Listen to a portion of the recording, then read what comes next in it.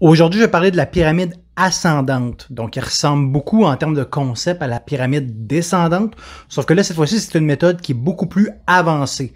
Donc, généralement, on va donner ça à des gens qui s'entraînent depuis plusieurs années, qui ont un bon système nerveux, qui ont une bonne force musculaire, donc qui sont plus prêts à ce genre de méthode-là. Donc, le principe, cette fois-ci, c'est le contraire. Donc, on veut commencer avec une intensité qui est plus élevée, donc un nombre de répétitions qui est plus faible, et au fur et à mesure que les séries avancent, on va diminuer la charge et augmenter le nombre de répétitions. Donc, ce qui est très important avec ce genre de méthode-là, ça va être de bien s'échauffer et de bien augmenter progressivement les charges avant même de commencer la première série pour être sûr que notre système nerveux va bien répondre à l'entraînement. Donc, les pyramides ascendantes classiques qu'on peut avoir, ça va être par exemple 4, 5, 6, 7, 8, 8, 10, 12, 14. Donc, des augmentations comme ça.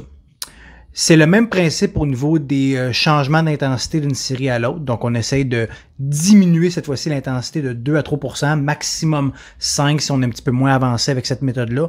Donc, l'éventail moyen devrait être entre 10 et 20 % entre la première série et la dernière série de notre session. Donc, je répète, comme on commence avec une intensité qui est beaucoup plus élevée, il faut s'assurer encore une fois de commencer avec la bonne charge. Donc, généralement, on va essayer de faire une couple de séries de warm-up pour commencer avec la bonne charge et la bonne intensité pour que le reste de la série puisse bien se passer, bien se dérouler et qu'on puisse tirer le maximum de cette méthode-là.